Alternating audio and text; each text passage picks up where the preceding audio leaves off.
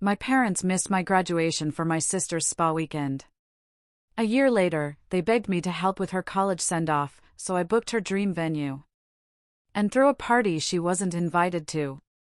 I learned my family's biggest secret the day I graduated high school. It wasn't whispered, it wasn't hidden, it was shouted through their absence, and it set me on a path I never saw coming. The auditorium had emptied, the celebratory buzz fading into an echoing quiet. Outside, parents hugged their beaming kids, camera flashes popped, and laughter carried on the warm spring air. But for me, it was just another Saturday. My name's Ethan. I'm 19 now, but this story really kicks off when I turned 18, my graduation day. For most families, it's this huge milestone, big hugs, proud tears, maybe a slightly too long speech from a well-meaning relative. In my house, nothing. No balloons, no banner, not even a quick congrats, kid. Just the sound of my sister, Chloe, calling dibs on the car from the hallway, needing to get to her spa weekend on time. That kind of family. We looked normal from the outside. Sarah, David, and Chloe, who's 2 years younger than me. David in insurance, Sarah with her home baking hustle she swore was about to explode. And Chloe. Chloe was always the center of the universe. I don't think she was always spoiled, or maybe I was just too young to see it. I remember birthdays where we both got gifts, even if it was only mine. If Chloe didn't get one, she'd cry, and Sarah would quickly wrap something small to keep the peace. I didn't care back then. I thought that's just how families worked. But then came the little things. Chloe could interrupt anyone at dinner without a peep. She always got the front seat, even if I asked first. The time she crashed my bike, and I got blamed for not locking it up. I spent most of my childhood trying to just exist. I wasn't a quiet kid, but I learned to shrink, to stay out of trouble, to be the easy one. The responsible one. The one who didn't cause drama. Spoiler, it never worked. They never noticed. So, graduation. I didn't expect a parade, just the bare minimum. Show up, maybe dinner, a photo or two. I'd busted my butt in high school. Part-time job, straight A's, accepted into 3 solid universities without them ever having to nag. But as I walked out those double doors in my cap and gown, I scanned the crowd, then the bleachers, over and over. Nothing. Maybe they were late? Stuck in traffic? I texted David, no reply. Tried Sarah, silence. After an hour of awkward small talk with classmates and their beaming parents, I finally called home. I don't know why I expected anything different. Sarah's voice, though, so casual, so relaxed, hit harder than I ever imagined. Oh, hey, sweetie.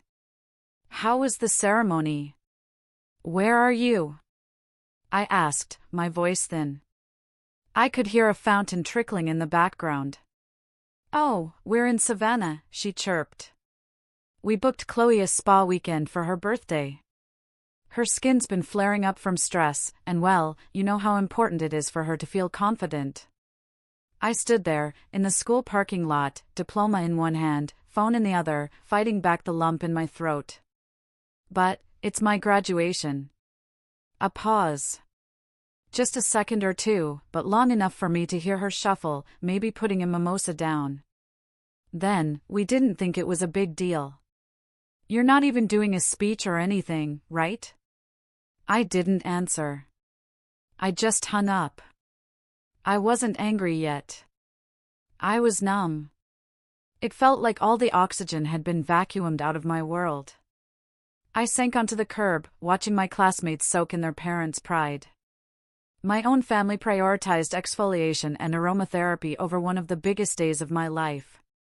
That night, I ate leftover pizza alone in my room while Chloe posted selfies in a fluffy white robe, hashtagging #blessed and #selfcarequeen. I muted her stories. For weeks, I didn't say much. I went to work. I packed for college. I acted like nothing happened. But something had shifted that day. Something permanent. A quiet, heavy crack formed in the foundation of how I saw my family. It wasn't just disappointment. It was the crushing realization that I was never going to be the priority. Not unless I made myself one. Fast forward a year. 2 semesters at college. Scholarship student, great friends, and for the first time in forever, I felt like I mattered. Like my life wasn't just orbiting someone else's. I still called home sometimes, out of habit or guilt. The conversations were always short, always about Chloe and her potential. Apparently, she was prepping for her own college move. Big plans, dream school. And guess who was orchestrating the whole thing like a royal wedding? Sarah and David. Caterers, custom decor, handcrafted party favors, the whole 9 yards. They wanted everything perfect for her transformational moment, Sarah called it. I would have rolled my eyes if I hadn't been so busy with finals and ramen. Then, out of nowhere, a text. "Hey sweetie, we're planning Chloe's send-off party. Can you come home early and help set up? She really looks up to you, and it would mean the world if you were there to support her." That was the moment something inside me snapped. Not loudly, but sharp and clean. Like the quiet click of a lock turning. They wanted me to help. After what they did. After skipping my one milestone because Chloe wanted a facial and some cucumber water. I didn't reply right away. I just stared at the text. Fingers twitching. My dorm was quiet. My roommate was out. The silence gave me space to think. To remember. To plan. Because if they wanted me involved in Chloe's send-off? Oh, I'd be involved. Just not in the way they were expecting. But more on that later. First, what happened when I actually got home? That build up to the transformational party? That's where things got really interesting. Stepping through the front door that summer felt like entering a showroom for Chloe's success. The walls were plastered with her senior portraits, graduation shots, printed Pinterest boards of her dream send-off. White and gold palettes, balloons spelling next chapter, a sketch for a memory wall. In the living room, a huge calendar, meticulously planned, color-coded, laminated, proudly displayed on an easel like a battle strategy. Not a single trace of my graduation or my college life anywhere. I dropped my duffel bag. "Hey, I'm home," I called out. Sarah walked in from the kitchen with a tray of lavender cupcakes. A distracted smile. "Hi, sweetie." "Oh, good. You're early. We could really use your help." These cupcakes were supposed to have edible glitter, but Chloe didn't like the texture. She leaned in for a quick side hug, then vanished back into the kitchen without asking how my year went. No, how were finals? No, how's the dorm? Not even a "we missed you." Just glitterless cupcakes and Chloe. Chloe didn't even come downstairs until dinner. I didn't expect a hug, but a hey would have been nice. Instead, she shuffled into the dining room like she was gracing us with her presence, eyes glued to her phone, hair wrapped in a fancy towel turban. She plopped next to Sarah. "I'm starving. Did you make the roasted veggie bowl like I asked?" Sarah practically leapt up. "Yes, just finishing the tahini drizzle now." David chuckled from his usual seat. "You've got us all working like a 5-star restaurant, kiddo." I sat across from her, chewing a piece of bread I'd buttered myself. No one had asked what I wanted. No one had even said welcome back. I forced a smile. "So, how was your senior year?" She blinked at me like I was a stranger. "Oh, good, I guess. I got into Robridge." "You know that." "Yeah, I know. Congrats." She nodded, clearly bored. "It's not even that hard to get into. I only applied to like 3 schools." David beamed. "Still, we're proud of you." first one in the family to go to a top 10 university. I choked slightly on my water. What? He waved a dismissive hand. You know what I mean. Prestige-wise. I mean, your school's solid, but Robridge has history. It's the real deal. I just stared at him. My GPA had been higher than hers. I'd gotten into schools with better rankings. I just chose one that gave me a full ride. But none of that mattered. Not when Chloe was involved. She was the shiny one. The investment. The golden child. For the next week, I quietly endured. Errands, vegan snack taste tests, folding hundreds of tiny paper cranes for aesthetic. No one asked what I wanted to do before heading back to college. They just handed me lists and assumed I'd comply. I was a background character in Chloe's movie. One night, sorting decorations in the garage, I found something that made my throat tighten. My high school diploma. Still in the cardboard envelope. Unopened. Unframed. I held it for a long time. No one had bothered to look at it, let alone hang it. Meanwhile, Chloe's B- chemistry project was framed above the fireplace like a Nobel Prize. That night, I didn't sleep. I lay in bed, staring at the ceiling, listening to Chloe's music upstairs. That was the first time I truly felt like I didn't belong. Like I was just a placeholder between Chloe's milestones. The final straw came 3 days before the party. I was in the kitchen, making grilled cheese, when I overheard Sarah and Chloe in the hallway. She's not going to like the surprise, Chloe whined. She'll love it, Sarah replied. It's the perfect opportunity to show how strong she's become. It's closure. What if she cries or something?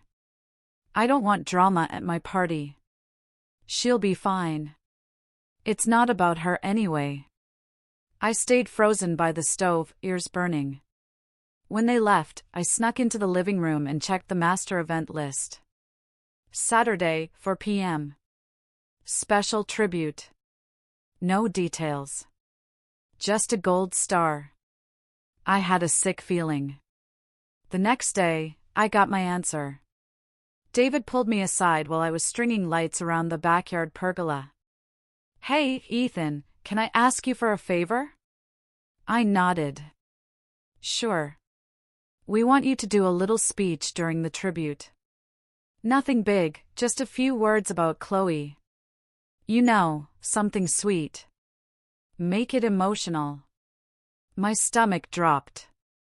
Why me? He clapped my shoulder. Because you're her big brother. You've always been the stable one. You've got that calm presence. Plus, she really looks up to you. I wanted to laugh, to scream, to throw the spool of lights into the pool. Instead, I asked, and this is the big surprise? He nodded. Yeah, that and the slideshow. I narrowed my eyes. Slideshow photos from her childhood. You'll love it. There's even a picture of the two of you on your first day of school. I'd seen that photo. Chloe, front and center, glittery sign. Me, half cropped out, mid-blink. I nodded numbly and finished the lights. Then I walked straight upstairs to my room and locked the door. That night, I sat with my laptop open. Fingers hovering. I knew what I had to do. Not out of spite. Not even revenge. Not yet. But because I had reached my breaking point. The moment you realize you're never going to get what you want from certain people. So you stop waiting. You stop hoping. And you start making your own way. They wanted a tribute? I'd give them something to remember. But first, a plan. The next morning, Chloe knocked. Hey, can you help me figure out the table layout? Sarah's losing her mind. I opened the door just enough to see her. Silk robe, kale smoothie. Actually, I said, voice even, I was thinking I'd surprise you, too. Her eyes lit up. Seriously? OMG, is it like a gift or something? I smiled. Something like that. She clapped her hands. Yes, finally. You're not as boring as I thought. That comment used to sting. Now it just rolled off. I let her skip downstairs. Then I grabbed my laptop. Over the next 48 hours, while the house buzzed with party prep and frantic last-minute Walmart runs, I was busy. I cashed up my savings from my campus job, called in favors from classmates, and quietly booked something Chloe had mentioned at least 20 times, her dream venue, a rustic barn-turned-event space 20 minutes from town. She wanted it, but Sarah said it was too pricey and unnecessary. So I rented it. And I had no intention of inviting her. The final push, the moment that truly set the stage, came the night before the party. I caught Chloe talking to her friend Megan on speakerphone in her room. Her door was half open, and I was walking down the hall when I heard my name. He's being weirdly helpful this week, Chloe giggled. Like, I thought he was gonna be all moody or whatever, but he's actually trying. Megan laughed. Isn't he like, super lame though? Oh, totally. He's like a sad golden retriever. You pat him on the head and he does whatever you want. Honestly, I kind of feel bad for him. I stood frozen. Then Chloe said something that made my jaw tighten. Sarah said he might be moving back home after college to help with the house while I'm at school. Can you imagine? Like, EW. He'll probably live in the basement and do taxes or something. They howled with laughter. That was it. No more playing the good brother. No more quiet acceptance. I'd spent my entire life swallowing my own needs so Chloe could shine. And all they saw me as was backup. A fallback plan. A convenient extra set of hands. Not this time. This time, I was going to be center stage. And when the day came, I made sure everyone would see exactly who Chloe and my parents really were. The morning of Chloe's send-off party arrived like any other overhyped family event, chaotic, loud, and filled with the smell of burning toast because Sarah insisted on making breakfast special. She zipped around the kitchen, barking last-minute orders. David was out back, adjusting tablecloths that were already pinned perfectly. Chloe was upstairs, probably rehearsing her grand entrance. No one noticed I wasn't eating. No one noticed I wasn't dressed for the party. And no one noticed my car, packed with bags, speakers, lights, and a carefully boxed cake, was already halfway down the street before the guests even started arriving. I left a note on my bedroom door, had to take care of something. Be back later, E. That wasn't a lie. I was taking care of something. Something long overdue. When I pulled into the gravel lot of the old barn venue, the event coordinator, Brenda, was waiting. A short, no-nonsense woman in her 40s. From the moment I booked, she treated this like the most important party of the summer. I hadn't told her everything, just that it was a private celebration, full access by noon, guest list fluid. She took one look at me lugging sound equipment and said, "You're going to need help." By 11:30 a.m., the venue looked incredible. String lights, rustic bar stocked with mocktail ingredients, alcohol licenses were out of my budget, and Liam, my roommate who moonlights as a wedding DJ, was already setting up his playlist. The guests started trickling in around noon. Not my family. Not Chloe's preppy classmates. These were my people. College friends, folks from my campus job, even my old high school English teacher I'd run into at a bookstore and invited on a whim. Every single one of them had supported me, celebrated me, treated me like I mattered, not because they had to, but because they wanted to. The event wasn't flashy, but it was authentic. Polaroids hung with clothespins along the barn beams, photos of my real life this past year. Studying at midnight, hiking with friends, that time I accidentally dyed my hair pink in the dorm showers. Laughing, failing, growing. I called it the real send-off.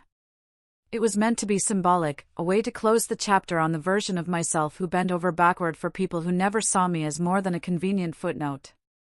But honestly, I wasn't prepared for what came next.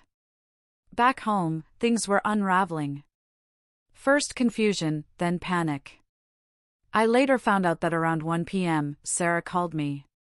No answer. She texted, "Where are you? We're doing the tribute in 30 minutes, and people are waiting." Then Chloe's text, more direct, "Don't bail on me. This is my day. You promised." I didn't respond. Instead, I queued up a short video to play right before Liam kicked off the party playlist at my venue. A montage. Not of Chloe. Not of family memories. But of my graduation day. I'd quietly compiled clips from classmates, old teachers, even a few phone videos someone sent from the parking lot where I'd sat alone in my gown. Over it, I'd recorded a voiceover. I didn't say names. I didn't call anyone out directly. But I talked about what it felt like to be invisible in your own story. To be the quiet kid who thought if he just worked hard enough, someone would finally say, "We see you." To have your biggest milestone ignored while your little sister got cucumber water and eucalyptus towels. And then I said, but the truth is, being overlooked taught me something. It taught me how to stop waiting for permission to be proud of myself. That was the moment the room got quiet. Afterward, the music started, the lights dimmed, and we danced. Not to impress anyone. Not for social media. Just because we were free. But freedom, it turns out, comes with a cost. When I got home later that night, the house was silent. I walked in through the side door. The living room looked like a war zone. Half-deflated balloons. Plates of untouched appetizers. A banner slumped like it had given up. And in the center, Sarah, on the couch, arms crossed, mascara smudged. "Do you have any idea what you've done?" she asked, voice cold. I didn't answer right away. Just closed the door and set my keys down. "You humiliated us," she said, rising. "People were asking where you were. Your father had to stall. And then Chloe. Chloe had a panic attack during the tribute because you didn't show up." "Good," I said quietly. Her jaw dropped.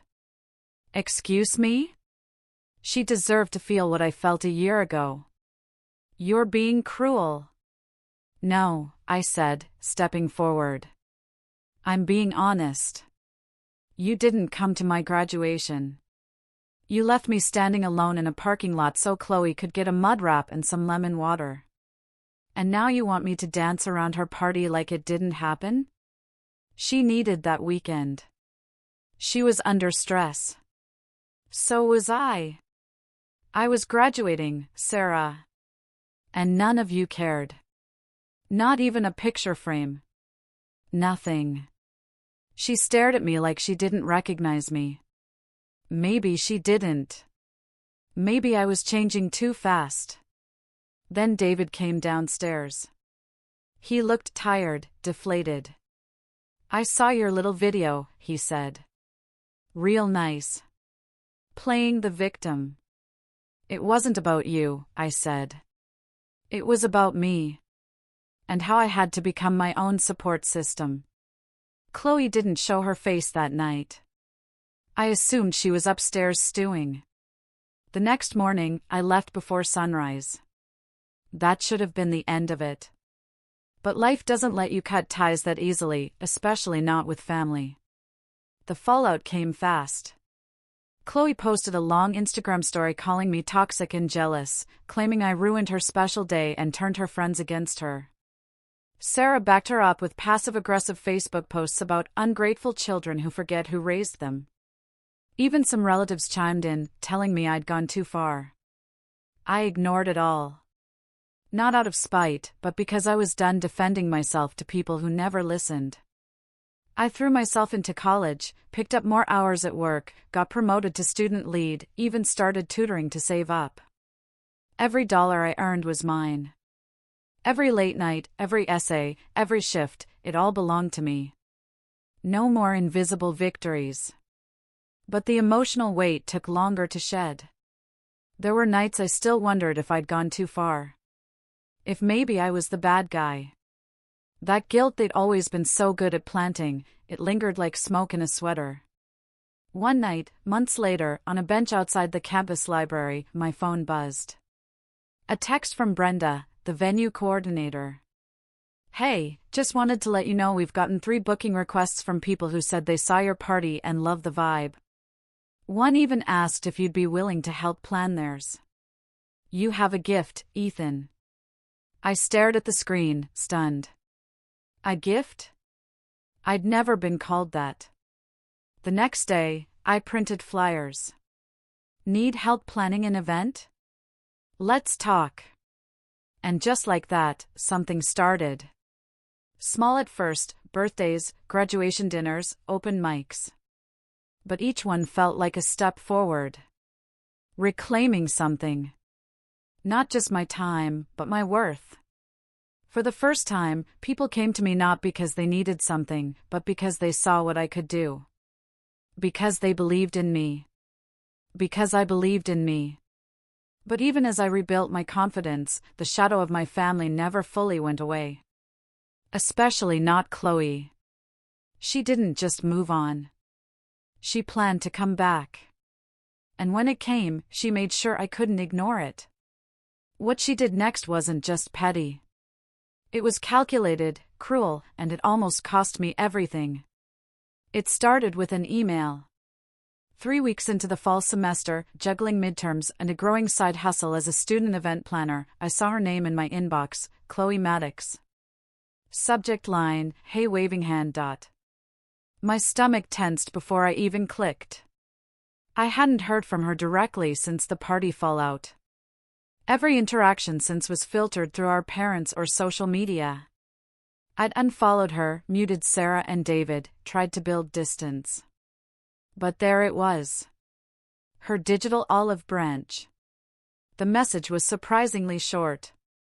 "Hey, I know we haven't talked since everything. Just wanted to say I've been thinking about you. College is harder than I thought. I miss you. If you're ever up for coffee or something, let me know." Smiley face. Weirdly normal. No venom. No drama. No backhanded guilt trip. I stared at it for 10 solid minutes. The old me, the one who still believed maybe Chloe had a hidden layer of humanity beneath all the glitter and narcissism, almost typed a response. But the new me paused. Something felt off. Curiosity got the better of me.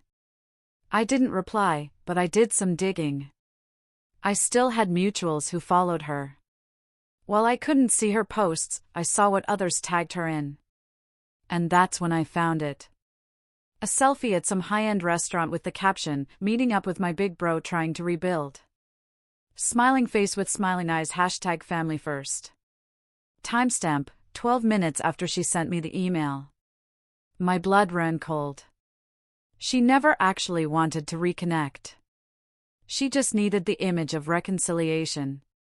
It was all fake, and I almost fell for it. I didn't reply to her email. Didn't say a word. But I did start thinking. If Chloe wanted to play games, I was finally ready to play back. Except this time, I wasn't just reacting. I was planning. The turning point came a week later at a campus event planning mixer hosted by the student union. I was there, handing out flyers, talking with vendors, when I saw a familiar name on the guest list, Robridge Events Society, Chloe Maddox, President. I blinked at the badge, her name in a fancy serif font, like she'd earned it. She wasn't even a full semester in, and already angling for clout. Typical Chloe. Always climbing over people for the next title, the next spotlight. And as if on cue, she walked through the doors 10 minutes later, tailored blazer, oat milk latte. She didn't see me at first. I watched her work the room. Charming, posing, performing.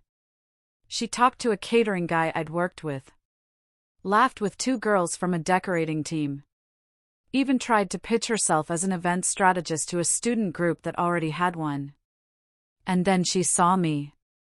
Her face froze for half a second, just a flicker of panic, before she composed herself and gave me a perfect little wave. I nodded back. Cool. Unreadable. But something was different now. I wasn't afraid of her anymore.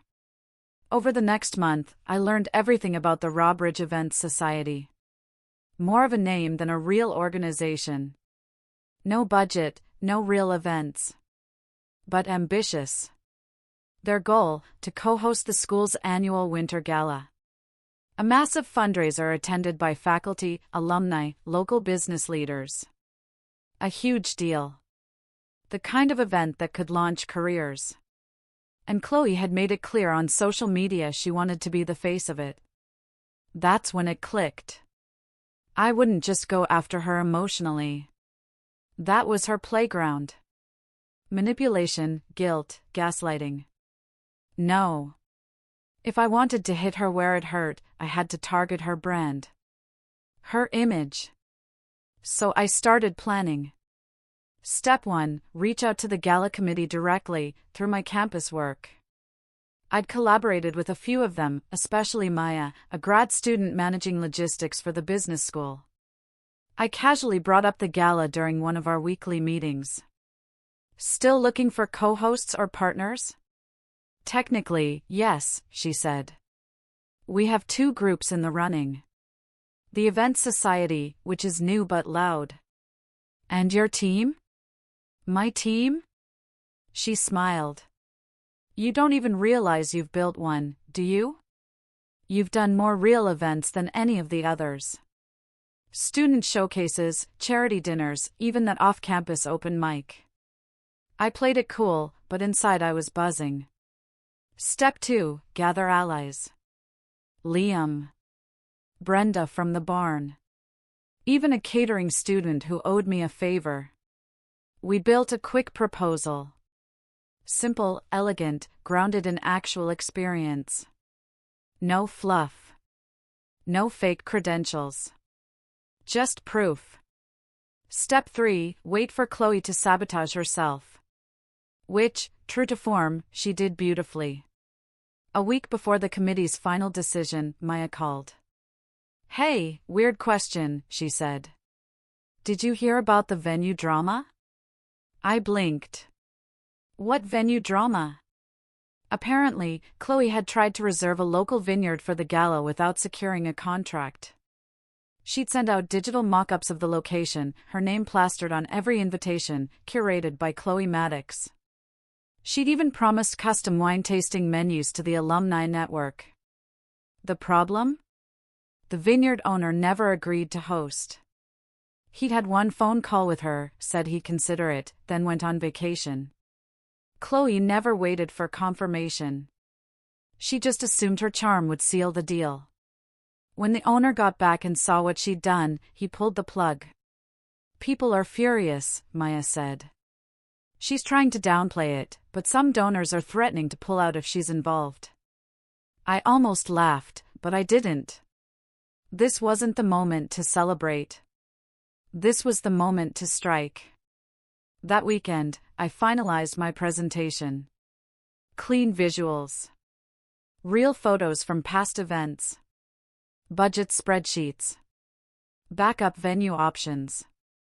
Everything Chloe had skipped in favor of aesthetics and buzzwords. On the day of the pitch, I arrived 10 minutes early. Chloe showed up 5 minutes late. Another tailored blazer, but this one looked more forced, like she was trying too hard to project control. When she saw me, her eyes narrowed. Oh, she said, fake smile flickering. Didn't realize we were competing. I shrugged. Didn't realize we were still talking. Her nostrils flared slightly, but she didn't reply.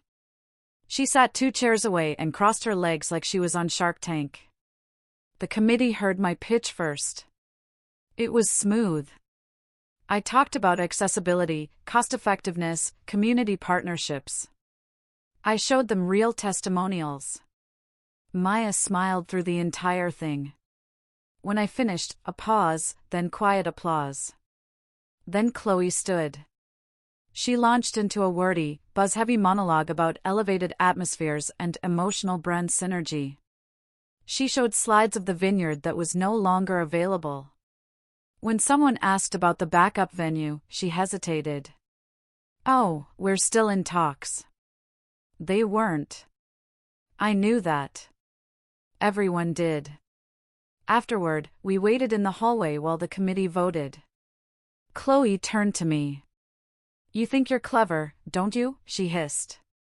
I tilted my head. "What do you mean?" "Hijacking my event. Undermining me." "You did that yourself," I said. "I just showed up." She leaned closer. "They're going to pick me. They always pick me." "No," I said calmly. "Sarah and David always picked you." "That's not the same thing." She opened her mouth, then shut it. For the first time in years, Chloe didn't have a comeback. We both got the email 2 days later. Subject: Winter Gala 2025 Event Partner Selection. I opened it slowly. When I saw the words, "We're thrilled to work with you and your team," I exhaled. I didn't cheer. Didn't gloat. This wasn't about winning some sibling rivalry. This was about reclaiming control, proving to myself I didn't have to be anyone's shadow. That I never needed their validation to shine. But if you think that was the end of it, you don't know Chloe. Because after that loss, she went quiet. Too quiet. And that's when I knew she was planning something bigger, far more personal. She disappeared for 2 weeks. No texts, no emails, no social media. It was like Chloe had ghosted the planet, which, in her world, only meant one thing: she was plotting. And I'd be lying if I said I wasn't nervous. She didn't lose often, and she never took it gracefully. But this time was different. A silence too sharp to ignore. I kept waiting for the blow to land. For her to throw me under some digital bus, spread rumors, stage another reconciliation post that made me look cold or bitter. But nothing came. Until it did. And when it did, it nearly cost me everything. It started with a phone call from Brenda, the barn venue coordinator. I hadn't spoken to her in weeks. Her voice was tight when I answered. "Ethan, did you authorize this refund request?" My heart jumped. "What refund?" "Someone called this morning claiming to be you. Said the deposit from your party last summer was accidentally billed twice, and they needed the overcharge returned to a new account." I blinked. "What?" "I didn't." Brenda said, "It didn't sit right.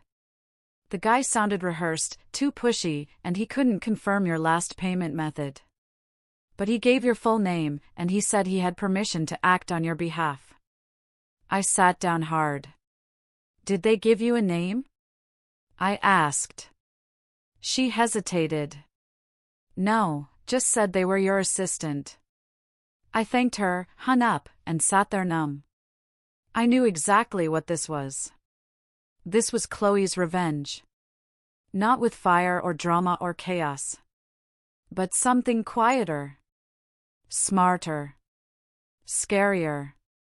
She was trying to unmake my reputation, piece by piece, from the shadows.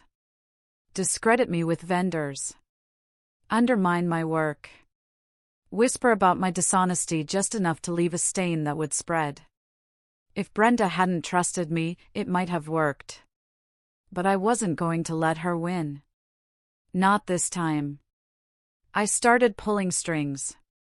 First, I contacted every vendor, partner, client I'd worked with. I told them what happened. Shared screenshots, receipts, anything to prove I wasn't behind it. Most believed me. A few were wary. No one outright cut ties. Still, the damage was done. There were murmurs now. Doubts. And that was enough to light a fire under me. I realized something.